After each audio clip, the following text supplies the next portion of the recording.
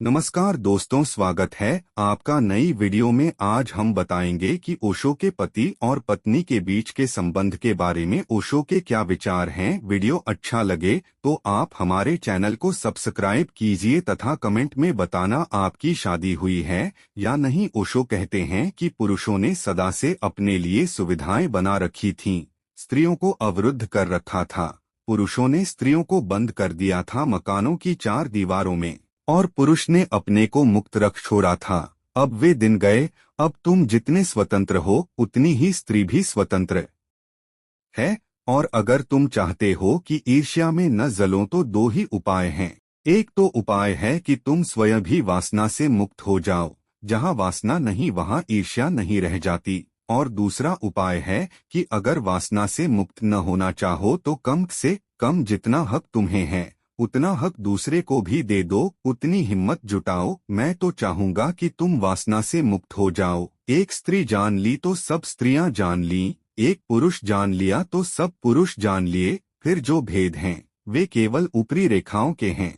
और जो एक स्त्री को जानकर स्त्रियों को नहीं जान पाया, समझ लेना कि मूर्छित होकर जी रहा है। वह अनंत स्त्रियों को जानकर भी नहीं जान पाएगा, वह जान ही नहीं पाएगा। क्योंकि जानना होता है बोध से, वह मूर्छित है। वह भागता रहेगा एक को छोड़कर दूसरी के पीछे, और निश्चित ही तुम जलोगे, क्योंकि पुरुष के अहंकार को चोट लगेगी। इसको तो तुम समझते हो बिल्कुल ठीक है कि तुम किसी दूसरे की स्त्री में उत्सुक हो जाओ तो कोई अड़चन नहीं। हम कहते हैं पुरुष आखिर पुरुष है। पुरुषों ने ही गढ़ ली होगी यह कहावत कि पुरुष आखिर पुरुष है। पुरुषों ने ही यह हिसाब गढ़ लिए कि पुरुष एक से तृप्त नहीं होता। पुरुष को अनेक स्त्री चाहिए, स्त्री एक से तृप्त हो जाती है। ये पुरुषों की ही तरकीबें हैं। स्त्री को एक से तृप्त होना चाहिए, वह एक तुम हो। और तुम कैसे एक से तृप्त हो सकते हो? तुम तो पुरुष हो। पुरुष को तो सुविधा ज्यादा होनी चाहिए। मैंने सुना है मुल्ला नसरुद्दीन के पड़ोस में श्रीमान मल्होत्रा नए आकर पड़ोसी हुए। उनकी पत्नी बहुत सुंदर है। मुल्ला ने अपनी पत्नी को चिढ़ाने के लिए एक दिन सुबह उठते से ही कहा कि सुनो, नाराज न होना, कुछ दिनों से रोज मुझे सपनों में श्रीमती मल्होत्रा दिखाई पड़ती हैं। पत्नी बोली, अकेले ही दिखाई देती हैं। न मुल्ला बोला ही, पर तुम्हें कैसे पता चला? पत्नी ने कहा, क्योंकि श्रीमान मल्होत्रा मेरे सपनों में आते हैं। मुल्ला इससे बहुत दुखी था। चले थे पत्नी को चिढ़ाने, चिढ़ गए खुद।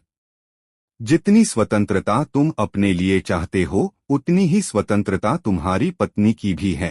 और अगर तुम पाते हो कि नहीं, पत्नी का दूसरे पुरुषों में उत्सुक होना उचित नहीं है, तो फिर तुम्हारा भी दूसरी स्त्रियों में उत्सुक होना भी उचित नहीं है।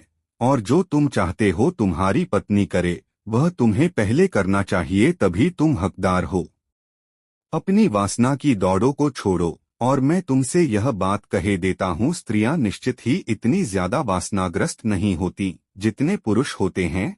स्त्रियों के पास एक तरह का समर्पण भाव होता है, और स्त्रियों के पास एक तरह की निष्ठा और आस्था और श्रद्धा होती है। पुरुष का प्रेम भी छिछला होता है, गहरा नहीं होता, ऊपर ऊपर होता है। पुरुष की जिंदगी में प्रेम ही सब कुछ नहीं होता, और भी बहुत चीजें होती हैं। स्त्री के जीवन में बस सब कुछ प्रेम ही होता है, और सब चीजें प्रेम के ही भीतर समाविष्ट होती हैं। पुरुष के जीवन में और भी कई काम हैं, जिनमें प्रेम भी एक काम है। स्त्री के जीवन में और कोई काम ही नहीं है। सारे काम ही प्रेम में ही समाविष्ट हैं। पुरुष उच्छृंखल है, पुरुष चंचल है। यह तुम छोटे छोटे बच्चों में भी देख लेना। छोटा लड़का हो, शांत बैठ ही नहीं सकता, चीजें पटकेगा, घड़ी खोलेगा, मक्खियां पकड़ने लगेगा, कुछ न कुछ करेगा, खटर पटर। छोटी बच्ची है, वह शांत बैठी है एक कोने में। हो सकता है अपनी गुड़िया को छाती से लगाए हो। और तुम ख्याल रखना, स्त्रियों को पता चलना शुरू हो जाता है गर्भ में भी कि लड़का है कि लड़की। अगर जरा संवेदनशील स्त्री हो, उसे पता चलना शुरू हो जाता है, क्योंकि लड़का वहीं उपद्रव शुरू कर देता है। कहीं टांग मारेगा, कहीं सिर हिलाएगा। लड़की शांत होती है। अनुभवी माँ को पता चलना शुरू हो जाता है कि लड़का है कि लड़की। उपद्रव के अनुपात से पता चलना शुरू हो जाता है।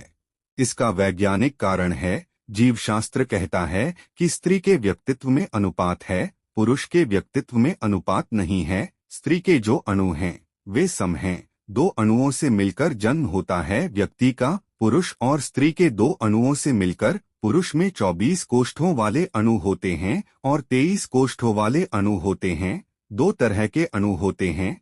स्त्री में 24 कोष्ठों वाला ही होता है। जब पुरुष का 24 कोष्ठों वाला अणु स्त्री के 24 कोष्ठों वाले अणु से मिलता है तो लड़की का जन्म होता है। 48 अणु सम होता है। तौल तराजू के दोनों पलड़े बराबर होते हैं। और जब पुरुष का 23 कोष्ठों वाला अणु स्त्री के 24 कोष्ठों वाले अणु से मिलता है तो पुरुष का जन्म होता है। एक पलड़ा नीचा होता है, एक पलड़ा ऊंचा होता है। समतुलता नहीं होती। 47 कोष्ठ होते हैं, एक तरफ 23, एक तरफ 24। स्त्री में 24 कोष्ठ होते हैं, इसलिए स्त्री ज्यादा सुंदर होती है, समानुपाती होती है, शांत होती है। उसमें एक तरह की समता होती है, एक तरह की स्थिरता होती है, एक तरह की गोलाई होती है। स्त्री के व्यक्तित्व में पुरुष में थोड़ा सा तिरछापन होता है, आड़ा जाता है। उसके वैज्ञानिक आधार भी हैं। धब्बू जी और उनकी पत्नी तीर्थयात्रा को गए। धब्बू जी किताबों के बड़े प्रेमी हैं। 24 घंटे किताबें बगल में दबाए रहते हैं। मंदिर में भी गए, विश्वनाथ के मंदिर में गए होंगे काशी में। धब्बू जी अपनी किताब ही पढ़ रहे हैं। मंदिर में भी खड़े होकर पत्नी प्रार्थना कर रही है। अब उसका दुख तुम समझो। उसने जोर से कहा, हे विश्वनाथ के देवता, इतना भर करना, अगले जन्म में मरकर मैं स्त्री न हूँ, किताब हूँ, ताकि कम से कम धब्बू जी के साथ 24 घड़ी तो रह सकूं। धब्बू जी ने सुना, वह भी तत्क्षण झुक गए। घुटनों के बल हाथ जोड़कर कहा कि हे प्रभु, अगर उसकी प्रार्थना मान ही लो तो तुम इसे टेलीफोन की डायरेक्टरी बनाना, ताकि हर साल बदल सकूं। पुरुष का चित्त ऐसा ही चंचल है, इस चंचलता को जाने दो। थोड़े थिर हो, थोड़े शांत हो, थोड़े जीवन में समझदार हो। बहुत दौड़ चुके जन्मों तक, कहाँ पहुँचे हो और कब तक दौड़ते रहोगे। अब ठहरो, ठहरें पाँव तो मिले गाँव, ठहर जाओ तो गाँव मिल जाए। तो जिसकी तलाश है वह मिल जाए। उस ठहरने का नाम ही ध्यान है, चलते रहने का नाम संसार है, ठहर जाने का नाम परमात्मा है। वीडियो अगर अच्छी लगी तो आप हमारे चैनल को सब्सक्राइब कीजिए और कमेंट में बताना कि ओशो को भगवान की संज्ञा दी जा सकती है या नहीं। वीडियो देखने के लिए आपका बहुत बहुत धन्यवाद।